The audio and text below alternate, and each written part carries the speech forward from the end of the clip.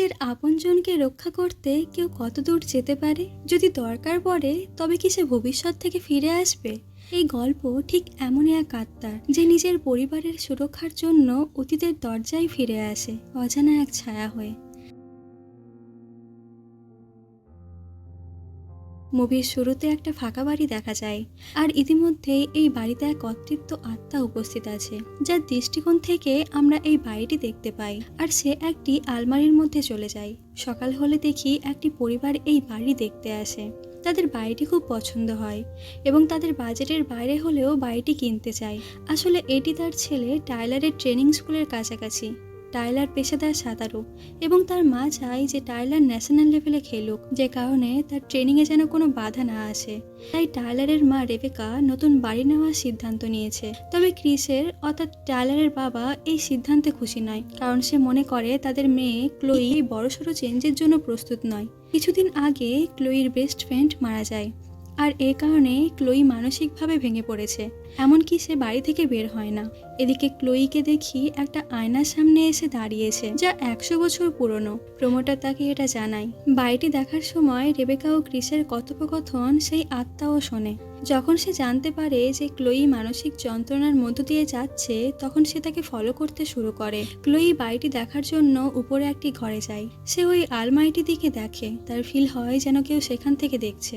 পরবর্তী দৃশ্যে দেখি বাড়িটির পেন্টিং এর কাজ শুরু হয়েছে। এখানে যে লেবাররা কাজ করছিল তাদের মধ্যে অনেকেই সেখান থেকে পালিয়ে যায়, কারণ তাদের মনে হয়েছে যে এই বাড়িতে কিছু আছে, কোনো অশরীরী আত্মা ঘোরাফেরা করছে এই বাড়ির মধ্যে। কিছুদিন পর পরিবারটি এই বাড়িতে চলে আসে। রেবেকাকে দেখি সে ফোনে কারোর সাথে কথা বলছে এবং জানা যায় যে সে নিজের কোম্পানির সাথে ফ্রড করেছে আর সেই টাকা দিয়ে এই বাড়িটি কিনেছে। তবে এতে তার বিন্দুমাত্র অনুশোচনা নেই, কারণ সে মনে করে পরিবারের ভালোর জন্য কিছু করা কোনো দোষের নয়। অন্যদিকে ক্লোইকে দেখি যে নিজেকে খুব একা ফিল করে এবং কাঁদতে কাঁদতে ঘুমিয়ে পড়ে। যেমনই সে রুমের লাইট অফ করে শয়, তখন হঠাৎই তার ফিল হয় সেখানে কেউ যেন আছে। সে আলমারির দিকে এগিয়ে গিয়ে জিজ্ঞাসা করে, নাদিয়া? ক্লোই মনে করে তার মৃত বান্ধবী নাদিয়ার আত্মা হয়তো তার কাছে এসেছে, কিন্তু ওই আত্মা কোনো উত্তর দেয় না। পরদিন দেখা যায় ক্লোই তার ঘরের মধ্যে বই খাতা ছড়িয়ে ছিটিয়ে রেখেছে, আর সে সেগুলো সেভাবে রেখে স্নান করতে চলে যায়। সে ক্লোই এবং নাদিয়ার একটি ছবি দেখে, এরপর ঘরের সমস্ত এলোমেলো জিনিসপত্র গুছিয়ে রেখে দেয়। স্নানের পর যখন ক্লোই বাইরে এসে দেখে তার ঘরের জিনিসপত্র এরকম গোছানো, সে চমকে ওঠে। সে ভয়ে চিৎকার করে ওঠে, কারণ সে জানে না কিভাবে এইসব কিছু গোছানো হলো। তখন সে বুঝতে পারে যে নাদিয়াই এসব করেছে। সে তাকে সাহায্য করতে, তাকে সঙ্গ দিতে এসেছে। আর তারপর থেকে সে আত্মাকে ভয় পাওয়া বন্ধ করে দেয়। ক্লোইয়ের চিৎকার শুনে ক্রিস ছুটে আসে, কিন্তু ক্লোই বলে যে সে ইঁদুর দেখেছিল। আসলে ক্লোই এই আত্মার ব্যাপারে তাদের সাথে ডিসকাস করতে চায় না, তাই তাদের থেকে ব্যাপারটা লুকিয়ে যায়। কিন্তু ক্রিস নিচে গিয়ে রেবেকার সাথে ক্লোইয়ের ব্যাপারে আলোচনা করে। সে বলে ক্লোইয়ের অবস্থা ভালো নয়। ক্লোইয়ের ফ্রেন্ড নাদিয়া ড্রাগের ওভারডোজ হওয়ার কারণে মারা গেছে, আর শহরে আরো একটা মেয়ে একইভাবে মার্ডার হয়েছে। আমাদের মেয়েকে সাবধানে রাখতে হবে। কিন্তু রেবেকা এসব কথাই ধ্যান দেয় না। সে তার নিজের কাজ করতে থাকে। তারপর বলে, তুমি এসব নিয়ে বেশি ভাবছো, আর সেখান থেকে উঠে চলে যায়। তখন টাইলার তার এক বন্ধু রায়ানকে তাদের বাড়ি নিয়ে আসে।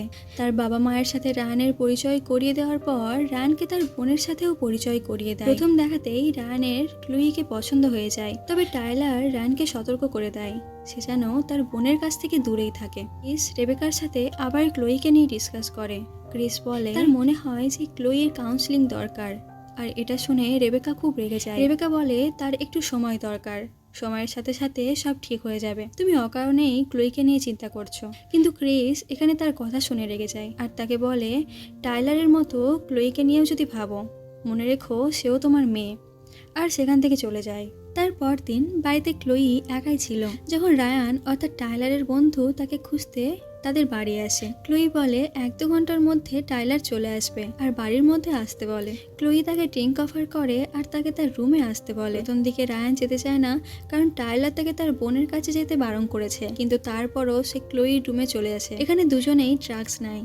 ক্লোই তার দুঃখের কথা রায়ানের সাথে শেয়ার করে। সে বলে তার ফ্রেন্ডের মৃত্যুর পর তার অনেক একা ফিল হয়, আর রায়ানও তার কথা চুপচাপ শোনে। রায়ান বলে আমার নিজের কেউ কখনো মারা যায়নি, তাই আমি জানি না কাছের কেউ মারা গেলে কেমন ফিল হয়। ক্লোই তাকে বলতে থাকে, আর এতে তার নিজের অনেক হালকা ফিল হচ্ছিল। রায়ান তাকে সান্ত্বনা দেয় আর এভাবে দুজনের অনেক কাছাকাছি চলে আসে। রায়ানও তার নিজের কথা ক্লোইর সাথে শেয়ার করে। রায়ান বলে যে সে তার পরিবারের কাছে কিছুই নয়, এমনকি তার মাও তার কাছে নিজের নয়। তার মা তাকে বিন্দুমাত্রও ভালোবাসে না। তারা আবারও অনেক কাছাকাছি চলে আসে, যা ওই রুমে থাকা অশরীরী আত্মাটির পছন্দ হয় না, আর সে ওই রুমের আলমারিটি ভেঙে দেয়। তারা চমকে ওঠে। রায়ান বলে যে আলমারির কোনো জায়গা আলগা হয়ে যাওয়ার কারণে আলমারিটা ভেঙে গেছে, কিন্তু এখানে ক্লোই অন্য কিছু ফিল করে আর আস্তে আস্তে আলমারিটির সামনে যায়। ঠিক তখনই এক ঝাঁক হাওয়া থেকে এসে তার মুখের ওপর পড়ে। ক্লোই ভয় পেয়ে পিছিয়ে যায়।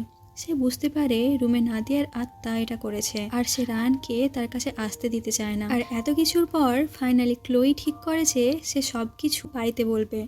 আর ডিনার টেবিলে ক্লোই তার পরিবারের কাছে জানতে চায়, তোমরা কখনো ফিল করেছো যে এই বাড়িতে অন্য কেউ আছে, আমাদেরকে ছাড়াও এমন কেউ যে সবসময় আমাদের উপর নজর রাখছে, আমাদেরকে দেখছে অথচ আমরা তাকে দেখতে পাচ্ছি না। তার কথা শুনে টাইলার খুব হাসাহাসি করে, বলে তোমার মাথা খারাপ হয়ে গেছে। আর ভাই বোন মিলে অনেক ঝামেলা করে।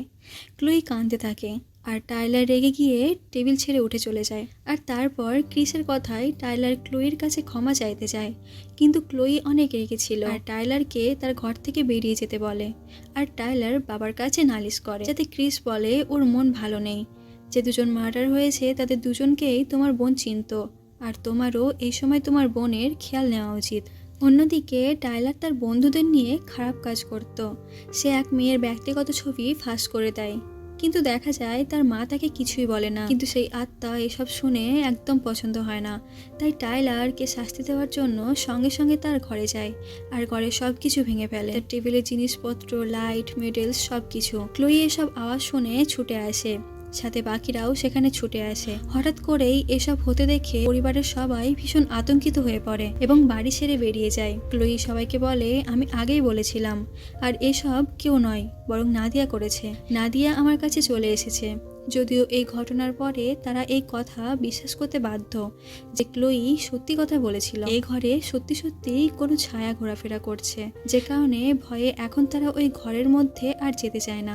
ক্রিস তাদের বোঝায় ক্লোই ঠিক কথাই বলছে, আর ক্রিসও যেহেতু ক্লোইকে বিশ্বাস করছিল, তাই তারা বুঝিয়ে সুঝিয়ে তার মা আর ভাইকে ঘরের ভেতর নিয়ে আসে।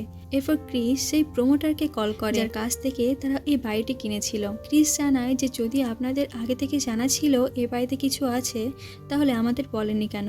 তাতে সে বলে যে এর আগে কখনো এই বাড়িতে কিছু ছিল না, তবে আপনাদের যদি সত্যি এমন মনে হয় তাহলে আমি আমার সিস্টার ইন লকে ওই বাড়িতে পাঠাতে পারি। তিনি একজন সাইকিক, আর যদি সত্যি বাড়িটি হন্টেড হয় সেটা সে সেন্স করতে পারবে। পরের দিন দুপুরবেলা ওই সাইকিক বাড়িতে আসে। বাড়িতে ঢোকার সাথে সাথেই এক ঝাঁক খাওয়া তার মুখে এসে লাগে।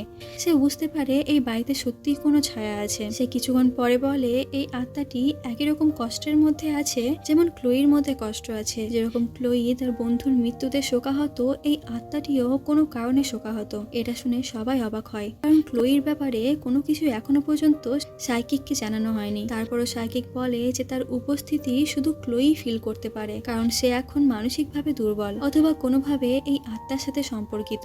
ক্লোই জিজ্ঞেস করে এটা কি আমার ফ্রেন্ড নাদিয়া? তাতে ওই সাইকিক বলে আমি বলতে পারবো না এই অস্তিত্বটি কার। আসল কথা হলো এই সোলটি নিজেও জানে না সে কে। আমরা সাধারণত 3টি মাত্রা বা ডাইমেনশনে বাস করি, সময় হলো 4th ডাইমেনশন।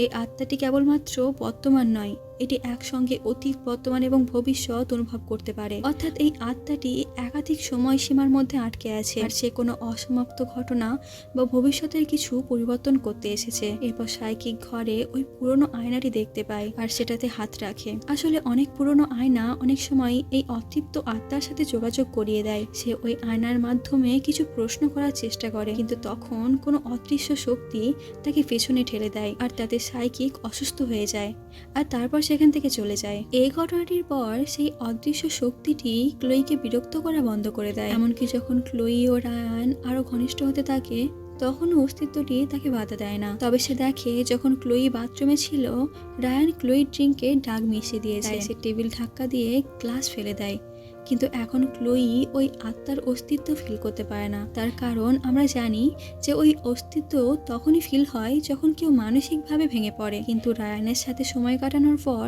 ক্লোই অনেক হ্যাপি ছিল, তাই এই ঘটনাটির সাথে যে অতিপ্রাকৃত কিছু জড়িয়ে আছে তা তার ফিল হয় না। রায়ানের সাথে কথা বলার সময় ক্লোই বলে ফ্লাইটে বাড়িতে মম ড্যাড থাকবে না, তুমি চলে এসো। রায়ান বলে ঠিক আছে, তবে তারা এটাও জানতো টাইলার সেদিন বাড়িতেই থাকবে। তারপরের দিন বাড়ির বাইরে ওই সাইকিক ক্রিসের সাথে দেখা করে। সাইকিক এটা বলতে এসেছিল যে ওই শোলটির পাস্টের সাথে কোনো সম্পর্ক নেই, তার সম্পর্ক ভবিষ্যতের সাথে।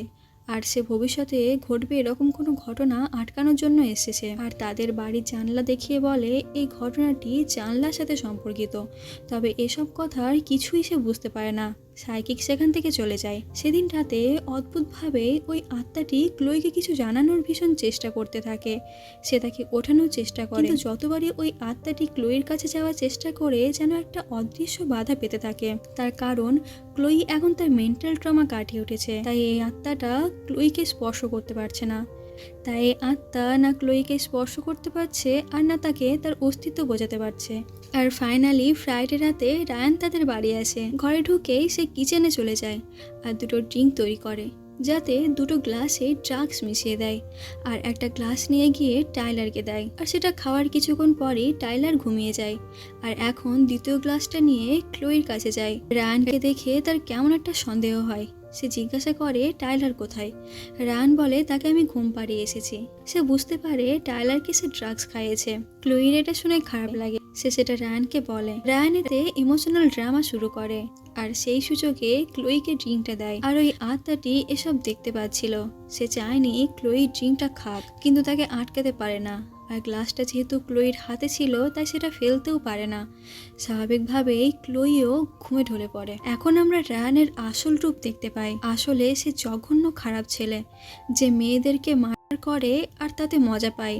সে একটা প্লাস্টিক নিয়ে ক্লোইর মুখে রেখে দম বন্ধ করে মারতে চেষ্টা করছে, কিন্তু যখন সে পুরো মারা যাবে তার আগেই প্লাস্টিক সরিয়ে দেয়, কারণ সে মেয়েদেরকে কষ্ট পেয়ে দেখে মজা পায়। এখানে আরও জানা যায় ক্লোইর ফ্রেন্ড নাদিয়া আর আরও একজনের মার্ডার এই রায়ানই করেছে। সে ওই মার্ডারগুলোকে ড্রাগ ওভারডোজ বলে সাজায়, যাতে সে ধরা না পড়ে আর তার এই কুকর্ম চালিয়ে যেতে পারে। অর্থাৎ রায়ান জঘন্য এক সিরিয়াল কিলার। এখন এই অস্তিত্বটি অনেক চেষ্টা করে যাতে ক্লোইকে বাঁচানো যায়, কিন্তু বারবার তার কাছে বাধা আসতে থাকে। তাই এখন সে টাইলারকে ওঠানোর সিদ্ধান্ত নেয়, তবে সে টাইলারকেও টাচ করতে পারছিল না। এখন সে টাইলারের কানের কাছে ভীষণ তীক্ষ্ণ চিৎকার করে। টাইলার ভয়ে জেগে ওঠে, আর তখনই তার মনে পড়ে রায়ান তাদের বাড়ি এসেছিল আর ছুটে ক্লোইর রুমে আসে। টাইলার এসে দেখে রায়ান তার বোনকে মারতে যাচ্ছে। সে ছুটে গিয়ে রায়ানকে জানালা দিয়ে ফেলে দেয় আর দুজনেই মারা যায়। পরবর্তী দৃশ্যে দেখা যায় পরিবারটি এই বাড়ি ছেড়ে চলে যাওয়ার সিদ্ধান্ত নিয়েছে। ছেলের মৃত্যুতে রেবেকা মানসিকভাবে ভেঙে পড়ে। তখন সে প্রথমবার আত্মাটির অস্তিত্ব ফিল করে। সে ওই পুরনো আয়নাটির সামনে আসে, সেখানে টাইলারকে দেখতে পায়। ফাইনালি তারা জানতে পারে এই অদৃশ্য উপস্থিতিটি অন্য কেউ নয়, বরং তারই ছেলে টাইলার। টাইলার ভবিষ্যৎ থেকে ফিরে এসেছিল শুধু তার বোনকে বাঁচানোর জন্য। আর এই সত্য জানতে পেরে রেবেকা কান্নায় ভেঙে পড়ে। তার চিৎকার শুনে ক্রিস ও ক্লোই সেখানে আসে। রেবেকা বলে তোমার ভাই এসেছিল তোমাকে বাঁচাতে। এরপর আত্মাটি ঘরের বাইরে বেরিয়ে আসে এবং আকাশের দিকে উঠে যায়। যে উদ্দেশ্যে সে এসেছিল তা যেন পূরণ হয়ে গেছে, আর তাই সে এখন মুক্ত। এখানেই মুভিটি শেষ হয়। আপনার মতামত আমাদের জন্য খুবই গুরুত্বপূর্ণ। কমেন্টে জানান কেমন লাগলো, আর ভালো লাগলে লাইক আর সাবস্ক্রাইব করতে ভুলবেন না। সামনে আরও দারুণ কন্টেন্ট আসছে, সাথে থাকুন। দেখা হবে পরের গল্পে।